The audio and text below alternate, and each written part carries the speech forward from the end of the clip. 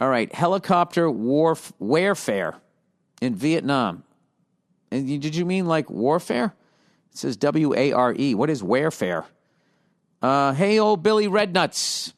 I just wanted to recommend that you listen to episode 248 of Jocko Willink's podcast with John Stryker Meyer, where they discuss Operation Tailwind of the Vietnam War in great detail from the point of view of the soldiers who survived this operation. Well, I'm already in. Helicopters were beginning to play huge roles in warfare strategy during the time and were used to carry soldiers deep behind enemy lines during the Vietnam War. The stories they share are absolutely insane in this podcast. They talk about what it was like to fly with the pilots who would fly in and out of the jungle to rescue soldiers while being shot at. Yeah. There's a comic I know, Tom Rhodes. His dad flew a helicopter in Vietnam, and I smoked a cigar with him one time, and he told me some absolutely insane stories. Anyway, and while the helicopter flying in front of them... Okay, wait, I told that Tom Rhodes thing in the middle of a sentence. Let me back up here. They talk about what it was like to fly with pilots who would fly in and out of the jungle to rescue soldiers while being shot at, and while the helicopters flying in front of them are getting shot down. Dude, the balls of that. Crazy stories about dealing with engine failure from enemy fire, handling auto rotations with a full load of wounded soldiers. Yeah, you're probably loaded beyond what you could carry in some instances, and surviving crash landings. I know you're a nerd when it comes to helicopters. Guilty as charged. I know you would appreciate the skills of these military helicopter pilots even more than someone who knows nothing about helicopters. Warning, though, some of the stories are very graphic. Hope you and your family are doing well in this new normal, and go fuck yourself. Thank you, man. I really appreciate that. That's amazing. I will definitely check that out. I actually ran into a guy that flew helicopters, and I think he flew them in the Middle East. I was like, wow, that's cool. You know, now that you're out, you got a pilot, you still fly or whatever? And he goes, nah. He goes, I kind of lost my thrill for it. Once you get shot at when you're up there, you kind of like being down here. All right. Oh, and last week I was talking about the Seahawks. Forever I've been trying to find a picture of a Seahawk. I could never find one. And then I saw someone on Barstool Sports saying they're not a real animal. And but then a bunch of people, including this person, reached out, said Seahawks, and I'm talking about the Seattle Seahawks here, and now we're talking about the bird here. Seahawks are another name for an osprey, O-S-P-R-E-Y. I don't know. Let's find out how to say that. So the next time I'm at a cocktail party and they bring up NFL football, it could be the Seattle Seahawks. That's actually just another name for an osprey. And then they'll go, okay, douche. All right, how do you say this? Oh, wait. Osprey. Oh, osprey. It's an osprey. Seahawks are another name for osprey. Hey Billy Bird Boy. My apology if I'm the 30th bird nerd to email you what a Seahawk is. That's about right, about 30 people. But heard you bitching about mascots on the September 28th podcast and needed to weigh in. Most of the times I'm not bitching. I just have that tone in my voice. An osprey is the bird that the Seattle Seahawks are named for. The Seattle Osprey. I can see why they chose Seahawks. Seattle Seahawks. CC Rider. Seahawks are just the common name for them. They mainly hunt fish and have evolved for this purpose. I got to tell you, they're a good-looking bird, especially for a hawk. They usually look like really pissed. This one just looks like, I don't know, annoyed but like kind of self-satisfied. Maybe just ate. That's good to know.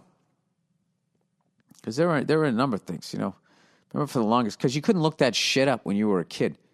Like I remember when I was a kid and I was watching Len Bias, the great Len Bias, rest his soul.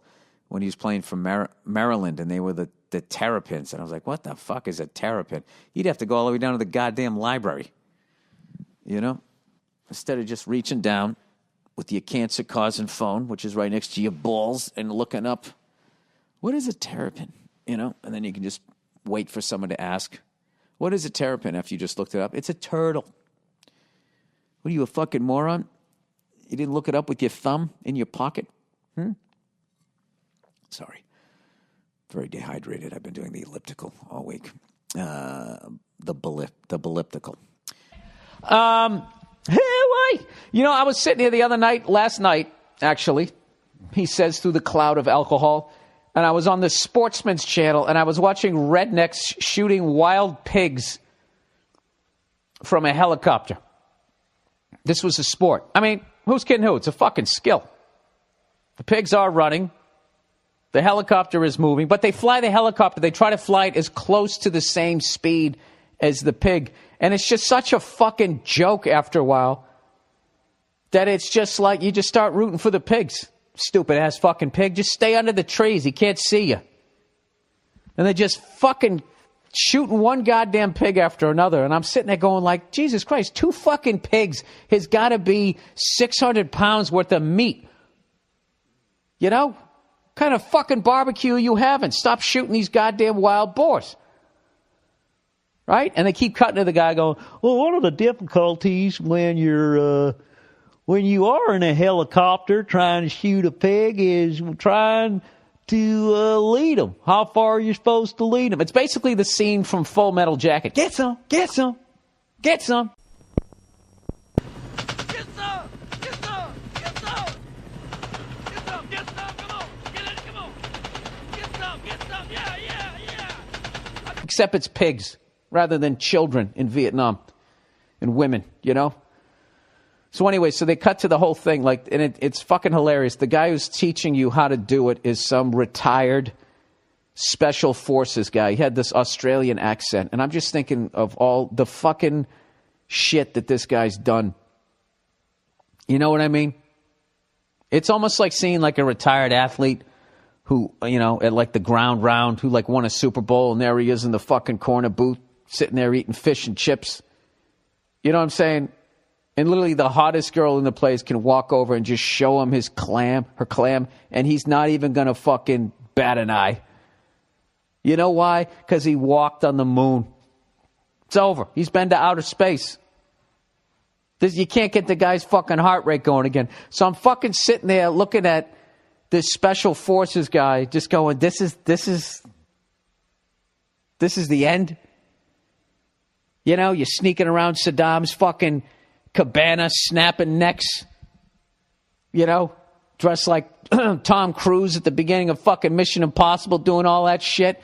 And when it's over, honorable discharge, where are you? You're in the middle of fucking Texas teaching rednecks how to shoot fucking pigs from a helicopter. And the guy's just sitting there going, yeah, you don't got to lead them that far. Just basically, if you aim just a little in front of their nose with how fast the helicopter's going, you're going to get a body shot. And with the caliber of bullet that you're shooting, it's going to be a kill shot. Ah, Jesus Christ. I got to get a divorce. So anyways, this is the great thing. So they cut to the fucking guy whose ranch they're basically hunting on. And he's sitting, because I'm sitting there going, why are they killing all these goddamn pigs? And this fucking guy on the ranch is just sitting there going like, he's like going, they're multiplying. They ate all the grass in the front yard. They ate the grass in the backyard. I mean, they're a plague. We have to do this by removing 400 pigs from the population. It's actually a good thing. He kept calling them a plague.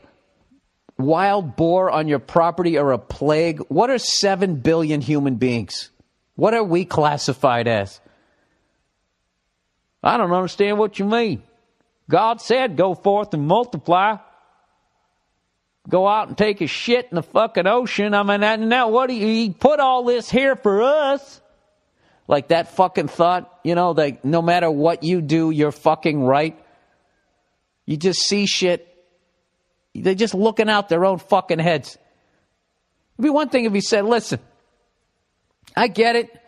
They got a right to be here too, but I make my living off my fucking ranch, and I can't have these fat cunts running around eating everything that I'm growing. Then I'd be like, all right, I see that. But to call them a fucking plague. All right, here we go. Top 5 dumb questions. We got a pilot. Nice. I'm a 24-year-old pilot for a commercial airline. Look at this person crushing life. They used to fly corporate. And I wanted to share my top 5 dumbest questions from the general public / celebrity community. Are you sure you guys can handle the wind? At the time, I'm 21, still baby-faced, and supposed to be flying this 40-year-old typical hard-headed masshole from Boston to the Vineyard just for dinner. He had his 85-year-old mother and his wife and his 9-year-old daughter. The winds were gusting to 40 knots and moderate to heavy turbulence forecasted. I warned him that it was going to be unpleasant and maybe they should reschedule. He said to me, you could be my son. Are you sure you can handle the wind? Okay, so he's saying you're young. And it's okay to have concerns about this. So far, it seems all right.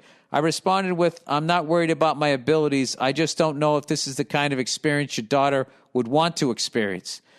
Oh, yeah, Jesus Christ. Why would you do that to your kid? Fast forward 30 minutes later. I've never been more excited to hear the sound of 4 people puking in my life. The other pilot and I looked at each other, and all we had to do was smile. Needless to say, they spent the night at the Vineyard, and we left.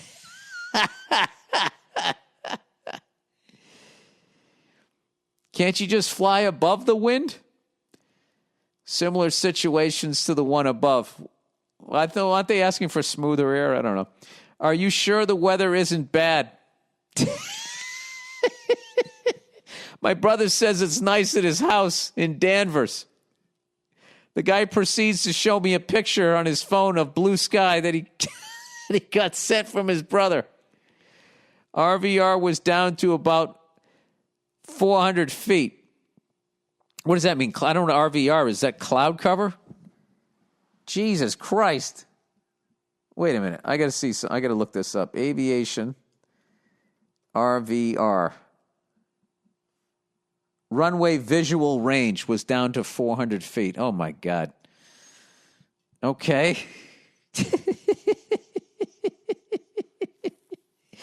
Wearage baggage claim. I look above my head, and there's a big yellow sign that says baggage claim. Do you even fly the airplane? Parentheses, I'm a first officer. Yeah, we take turns each leg. Really? I just thought you sat there in case the captain dies. He writes, yikes. Dude, these are great. These are great.